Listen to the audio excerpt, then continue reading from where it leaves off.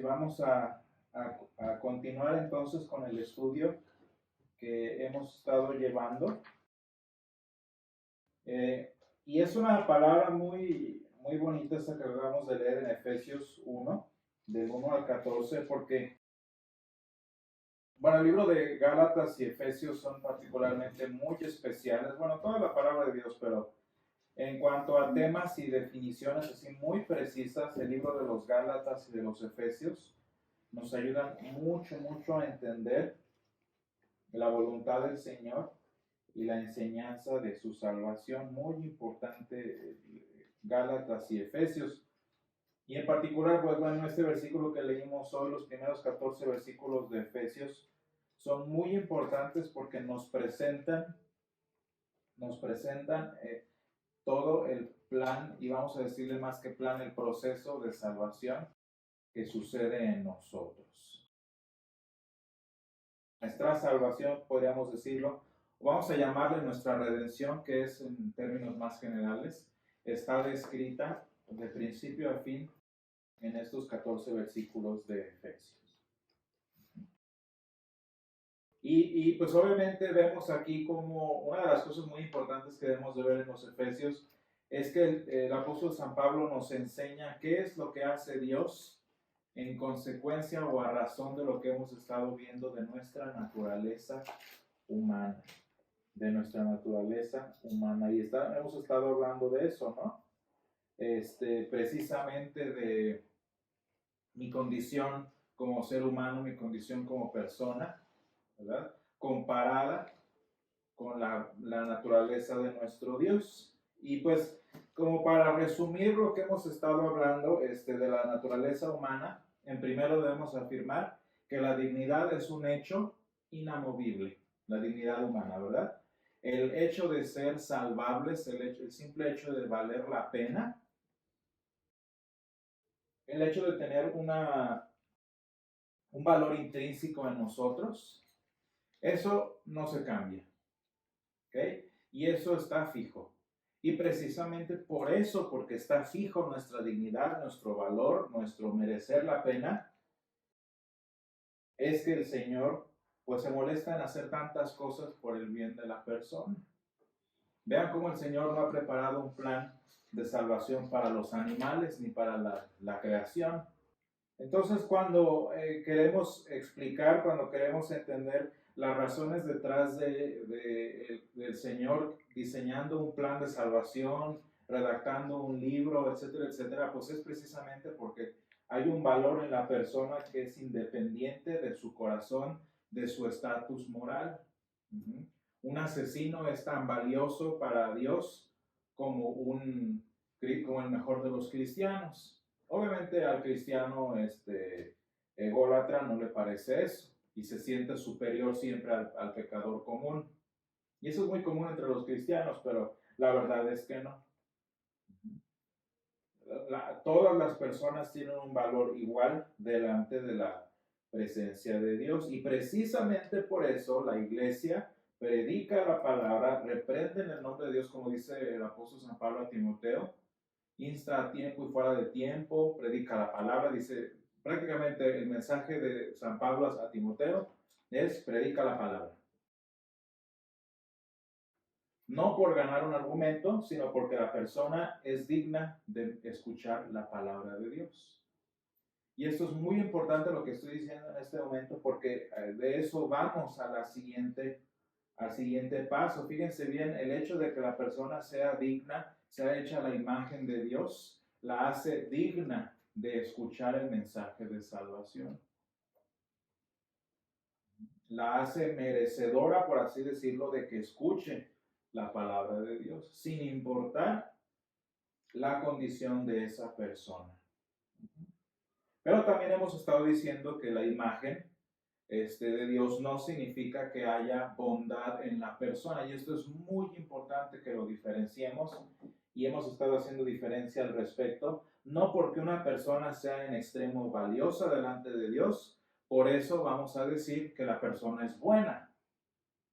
Que la persona es buena por naturaleza. Y fíjense bien, es muy importante diferenciar. El ser valioso no es lo mismo que ser bueno. Ser valioso no es lo mismo que ser bueno. Porque ese es el problema de las personas y de la inmensa mayoría de los cristianos.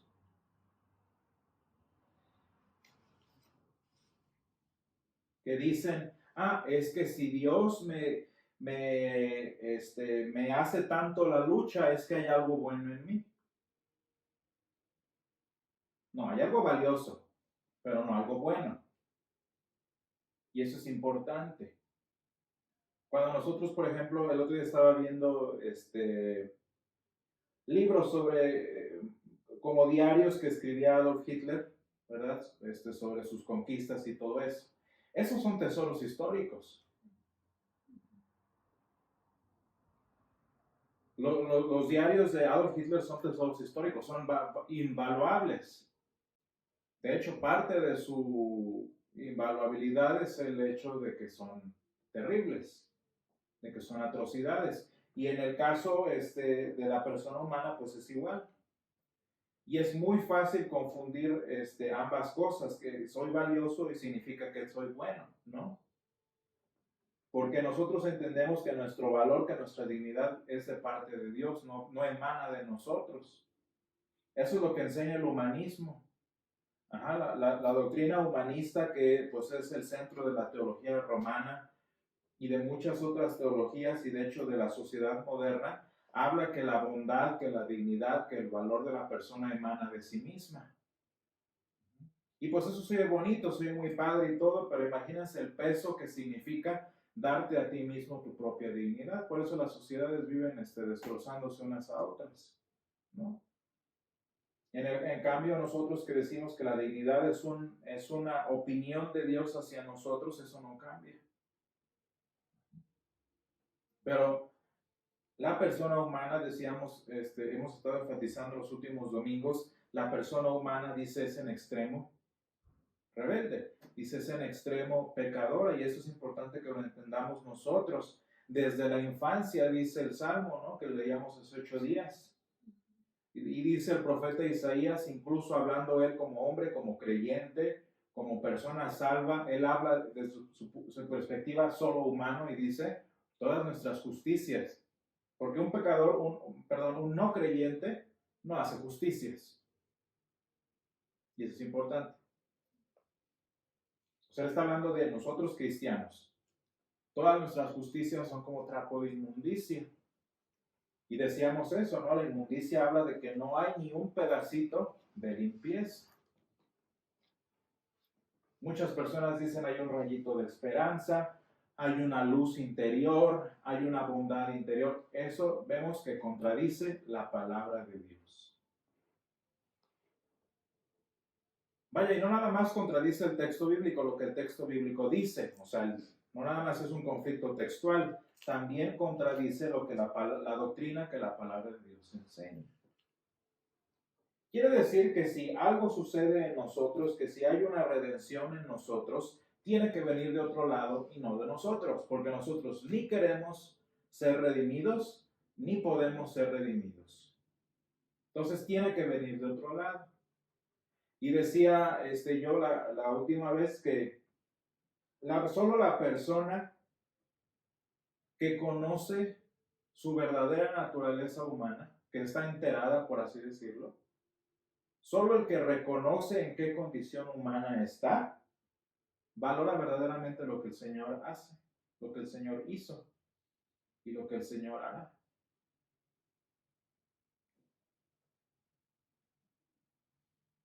¿Se acuerdan? Hay muchas personas que hablan de bueno, no lo dicen así nada más por decirlo, lo dicen porque la palabra de Dios dice. Fíjense cómo hay muchas personas que muy enfocadas en el diezmo, por ejemplo, y que si no pagas el diezmo, le estás robando a Dios. Y sí es cierto, eso es cierto. Pero vean cómo no les importa robarle un poco del mérito a Dios cuando dicen yo decidí seguir al Señor. O sea, y si le robo. Nada más que como en el dinero y si se nota más, pues bueno. O el Señor hizo el 99,99% de eso, pero yo hice el 0,001%. Ahí él está robando. Eso es robarle a Dios. Nada más que como en ese nadie se entera, pues es más fácil ese tipo de robo espiritual, por así decirlo.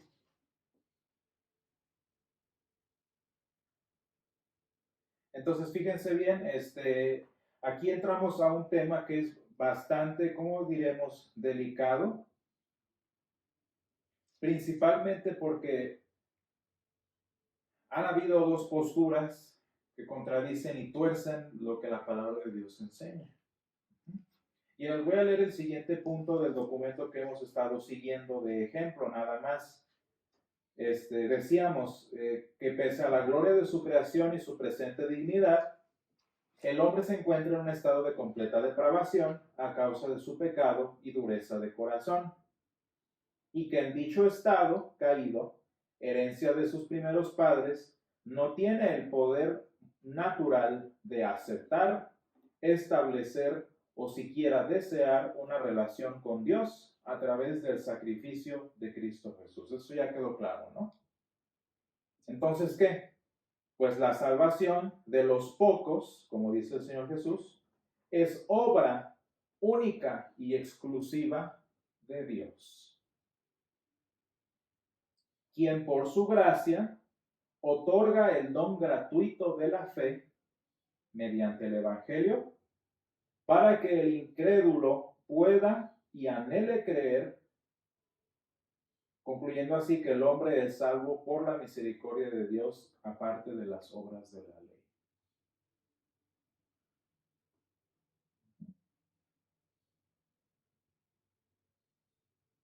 Y esto es muy importante.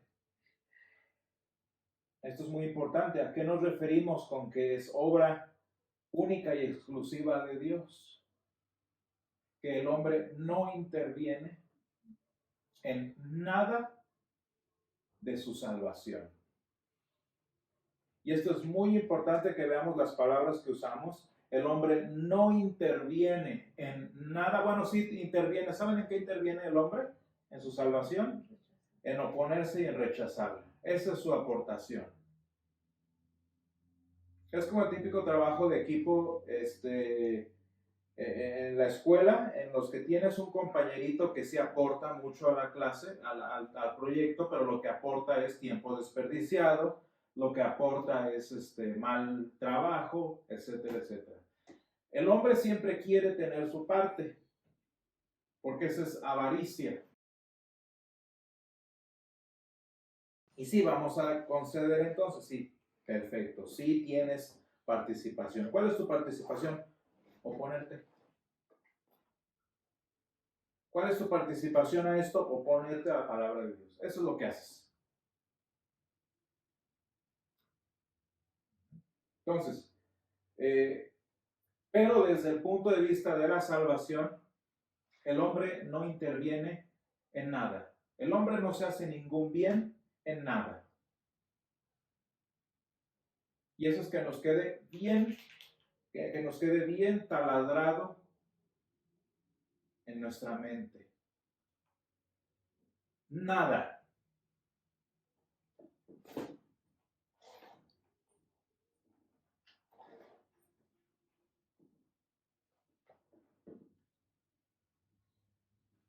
Nada ayudamos. Y en todo estorbamos. Así que si el mérito es de alguien, es de Dios. 100%. No sé si ustedes recuerden que en varios pasajes del Antiguo Testamento, cuando el Señor hace promesas, empieza de repente a decir por amor de mi nombre, por amor de mí mismo. Como que, ¿por qué creen que el Señor hace eso? Porque como no hay nada lo suficientemente bueno, lo suficientemente justo como para garantizar su promesa, pues el Señor se usa a sí mismo. El Señor se pone a sí mismo de garantía para afirmar que sus promesas de salvación y redención se van a cumplir. Entonces, ¿cómo es que somos salvos? Por amor de Dios a sí mismo.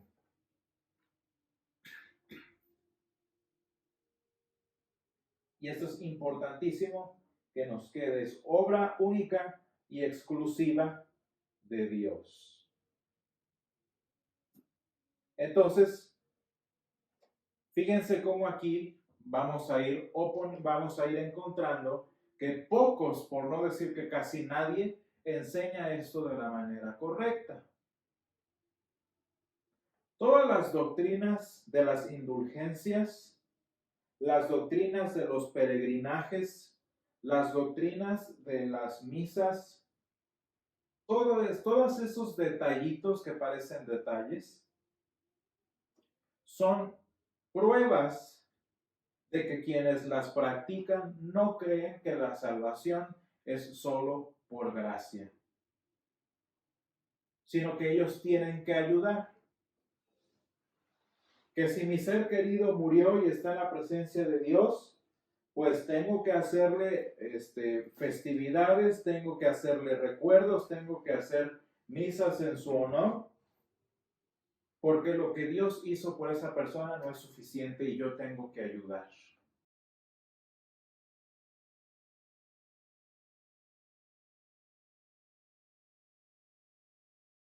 En el caso de las indulgencias, es un poquito más monetario, ¿no? Porque aquí no estamos hablando de portarte bien, de hacer cosas buenas, no, ahí no estamos hablando de eso, simplemente de que tu aportación es monetaria. Entonces, como la gracia de Dios no basta, tú tienes que aportar dinero para que la iglesia te eche la mano. Y sea iglesia o sea tu monedero, el punto es que Dios no es el único que salva. Las doctrinas de los santos, como que ¿por qué creen que la Madre del Señor tiene que ver en todo esto? Porque ella, en su amor, en su misericordia, en su cariño por ser mamá, ella puede apoyar o puede abonar a lo que Dios por su mal carácter no puede hacer. A final de cuentas es buenas obras, nada más que en este caso son las buenas obras de ella, que interceden por nosotros.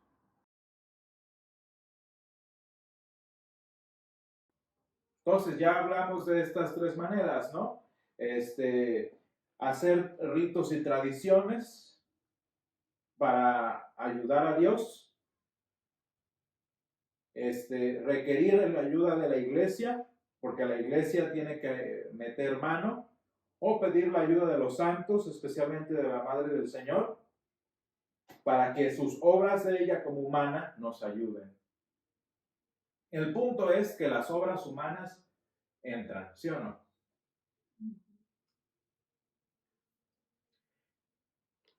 Y esto no es lo único, ¿eh? Como la gracia, fíjense, bueno, esto es la parte antigua de los antiguos, ¿no? De los de antes del 1500. ¿Cómo lo hacen los de después del 1500? Como el amor de Dios no es suficiente para bendecirte, como el amor de Dios no es suficiente para favorecerte en lo que necesitas, tienes que echarle la mano. ¿Cómo le echas la mano? ¿Cómo incrementas el favor de Dios hacia ti? Porque el de Dios no es suficiente. Da buenas ofrendas.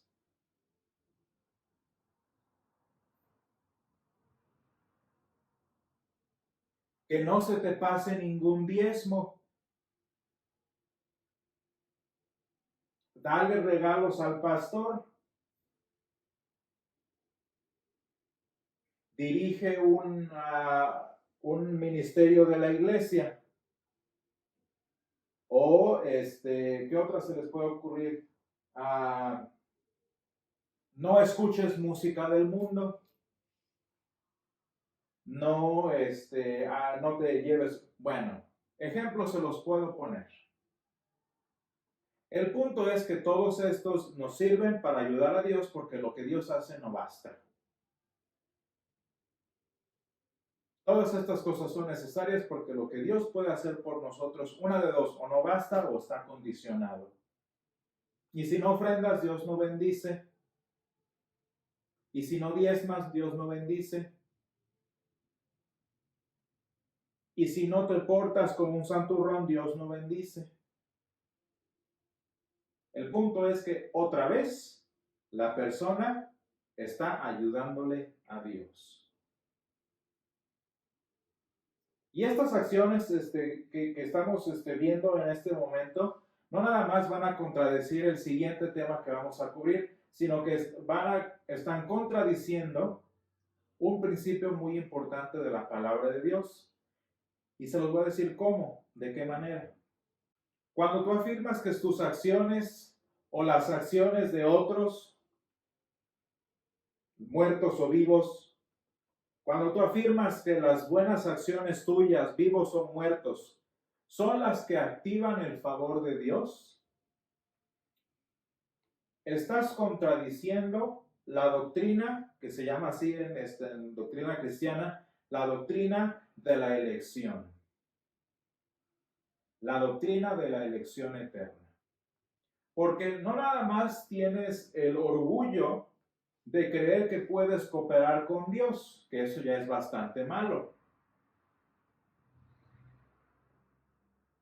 No solamente tienes el orgullo de creer que estás ayudándole a Dios, que eso ya es bastante malo, sino que también tienes el orgullo de creer que tus acciones son las que detonan el amor y la salvación de Dios hacia ti. Y esa es una aberración. Es como si Dios está esperando, toma la decisión o ofrenda porque quiero derramar. Qué orgullo y vanidad humana. Como si Dios estuviera esperando, córrele, córrele, córrele. Ay, no creyó.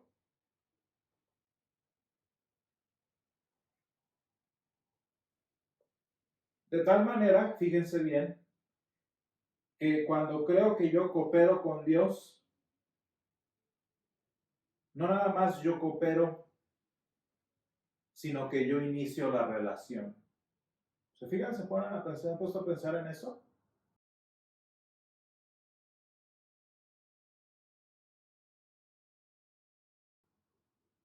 No nada más yo le ayudo a Dios a iniciar la relación, a establecer la relación, por así decirlo, sino que yo la inicio. Y si soy salvo, fíjense cuál es la conclusión obvia. Que si soy salvo es gracias a mí.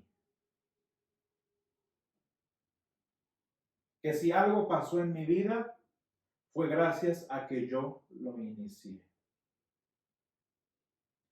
Y eso lo enseñará medio planeta, eso lo enseñará medio mundo cristiano y pues felicidades que lo enseñen así, pero eso no enseña la palabra de Dios. La palabra de Dios nos enseña que el autor de nuestra salvación y el artífice de nuestra salvación, es decir, el que la hace, es nuestro Dios. Y el que diseñó el proyecto y el que lo lleva a cabo es nuestro Dios. Vamos a ver lo que dice Efesios 4, que lo leíamos hace 8 días. De hecho, ¿se acuerdan ustedes de la bendición que utilizamos nosotros a veces en los domingos? Que es 2 de Tesalonicenses 16. Dice, y el mismo Señor Jesucristo, Señor nuestro, y Dios nuestro Padre, el cual nos amó y nos dio consolación eterna y buena esperanza por gracia. Fíjense por qué menciona la palabra eterna. ¿Por qué creen que es importante la palabra eterna?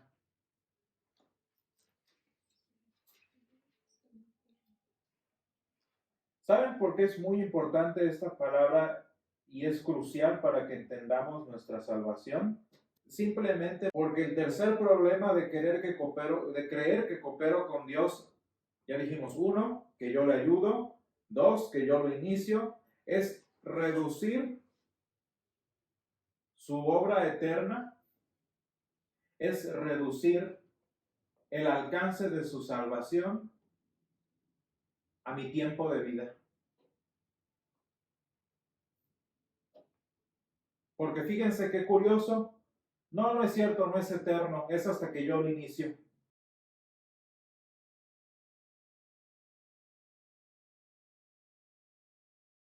No, no es cierto, es que como depende de mí, yo nada más me pongo a pensar, ¿cómo saben que los novenarios bastan? Y si no, ¿se fijan cómo yo le estoy poniendo nueve, lo que sean los novenarios? 9 son los que se necesitan. Es decir, que yo ya resumí eh, el favor y la gracia de Dios a 9 ocasiones. O no sé, una vida cristiana me gana el favor de Dios. Entonces yo ya reduje el alcance de la bondad de Dios a una buena vida cristiana. ¿Se fijan cómo es meter a Dios en una cajita? Es reducirlo. Y cuando nosotros entendemos a lo que se refiere el alcance, la dimensión de la palabra de Dios, vemos y vamos a entender que solo de verdad la palabra eternidad basta para contenerlo. Vamos a leer Efesios 1:3. De entrada no estamos hablando de un límite. Dice, bendito sea el Dios y Padre de nuestro Señor Jesucristo, que nos bendijo con toda bendición espiritual en los lugares celestiales en Cristo. Fíjense bien lo importante y lo trascendental de este versículo. Está un poquito desfasado de nuestro tema, pero pues es importante que lo entendamos. Dice, bendito el Dios y Padre de nuestro Señor Jesucristo, que nos bendijo con toda bendición espiritual en los lugares celestiales. Quiere decir que en la condición en la que están los cristianos, no les falta ni una gota de bendición de Dios. Si para ti bendición es abundancia, riqueza y prosperidad, bueno, entonces ve a buscar en otro lado. Aquí estamos hablando de la bendición espiritual, que es la salvación. Fíjense bien, dice, con toda bendición espiritual en los lugares celestiales en Cristo. Nosotros, y esto es muy importante, no somos más salvos, no estamos menos salvos que los santos en gloria. ¿Se han puesto a pensar en eso? A nosotros no nos falta nada que los santos en gloria tengan. Los santos en gloria no están más cerca de Dios. Los santos en gloria no están más bendecidos por Dios. Simplemente no tienen el problema que es la muerte y las enfermedades físicas. Pero eso es otro asunto. Pero en cuanto a lo que nosotros tenemos, lo que nosotros poseemos, en cuanto a salvación y relación con Dios, no nos falta nada. Nada. De allí que no hay nada que nosotros tengamos que hacer o que debamos hacer para ganar o merecer el favor de Dios. Porque no nos falta nada. ¿Qué más quieres? No hay más. Y no es que les esté diciendo yo confórmate o resígnate, pues es que no hay más. Que tú no lo veas y tú no lo valores, ese es problema tuyo. Pero vean lo importante y lo especial que el Señor nos ha bendecido con todo lo que nos podía bendecir. No nos falta nada. Nada más que nosotros cuando vemos nuestros problemas, vemos nuestras debilidades, nuestras inclinaciones, todo esto, decimos es que el Señor no me bendice. No, el Señor no le falta nada, no te está limitando nada. Tú eres el problema. Al Señor no le está faltando nada de darte, el Señor te lo dio todo, el problema eres tú que no lo percibes. Imagínense si una persona entendiera esto. ¿Para qué habría de ir de rodillas hasta la basílica? No es necesario. El Señor va a favorecer más a esa persona por ir de rodillas hasta la basílica. Eso es reclamarle a Dios que no me bendice lo suficiente, y eso es rebelión. Es para alcanzar algo humano. Y dice, y lo que leemos cada 8 días, cuídate de no olvidarte del Señor que te sacó de... Porque cuando yo le pido a Dios de esa manera y le exijo, o hago, o lo ofendo haciendo yo algo para ganarme su favor, me estoy olvidando de que Él me sacó de la tierra de Egipto de casa de servidumbre. Señor, es que allá teníamos esto, es que allá... Eso es rebelión espiritual. O cuando yo me estreso, o no sé, o para dar una ofrenda que el pastor está pidiendo, y da una ofrenda y el Señor abrirá las puertas y reta al Señor para... Es la misma. Nada más aquí quien está, no estamos yendo de rodillas físicamente, estamos yendo de rodillas financieramente, pero es la misma. Creyendo que una ofrenda, creyendo que un diezmo me va a conseguir más del favor de Dios. Y eso es rebelión. Porque Señor, no me has dado todo lo que me debes dar. Y vean lo bonito que dice San Pablo: bendito sea el Dios y Padre de nuestro Señor Jesucristo, que nos bendijo con toda bendición espiritual. Y dice más adelante, con toda bendición espiritual en los lugares celestiales. Dice, según nos escogió en Él antes de la fundación del mundo. Y vean otra vez esa frase, dice, según nos escogió en Él. ¿A qué nos referimos con en Él? Y esto es importante, muy importante. A todos a los que el Señor creó, amó y anheló. ¿Quiénes no entran en esto?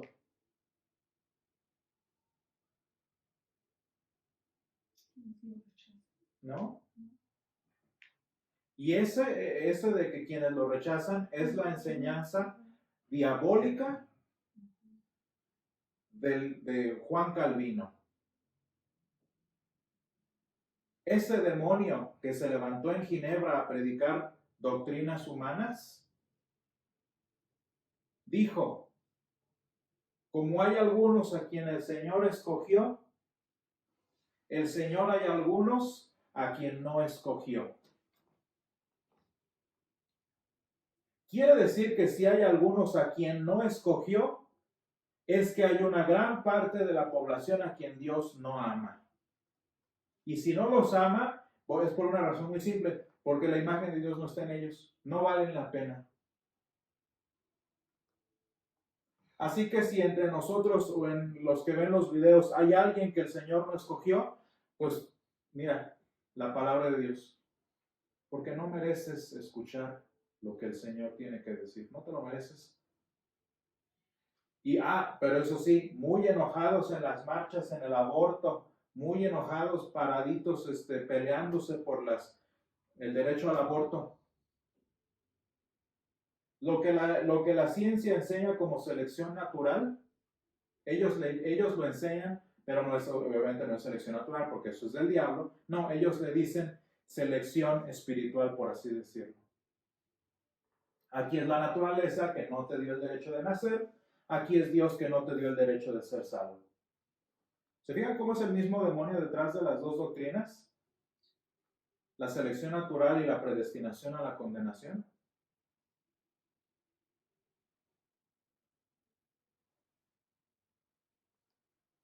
El cual nos escogió en Él antes de la fundación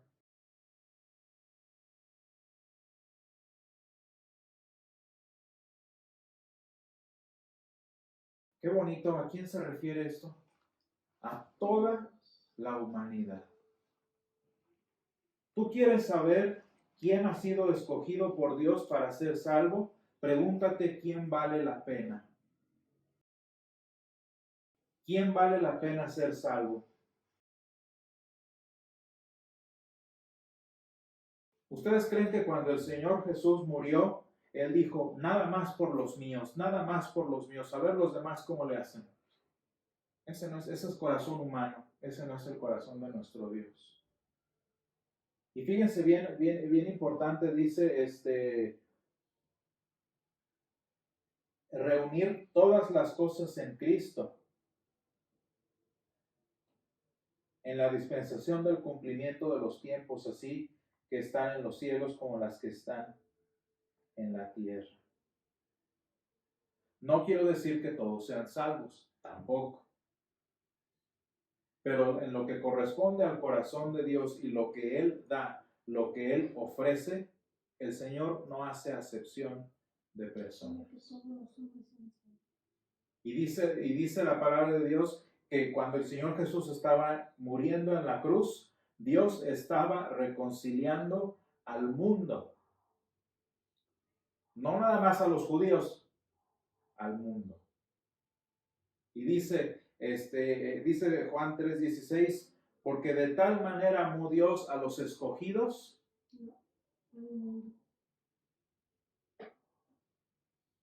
Es que esto no es elección natural. Esto es amor eterno por la humanidad.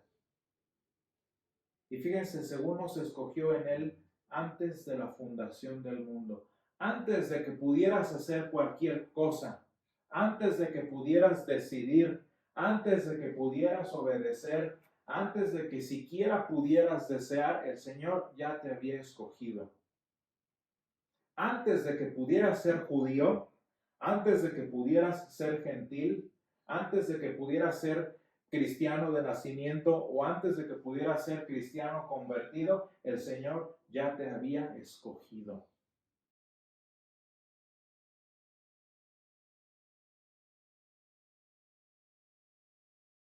Porque el amor de Dios es así. Y el amor de Dios no está metido en una cajita. El amor de Dios solo lo puede describir la eternidad.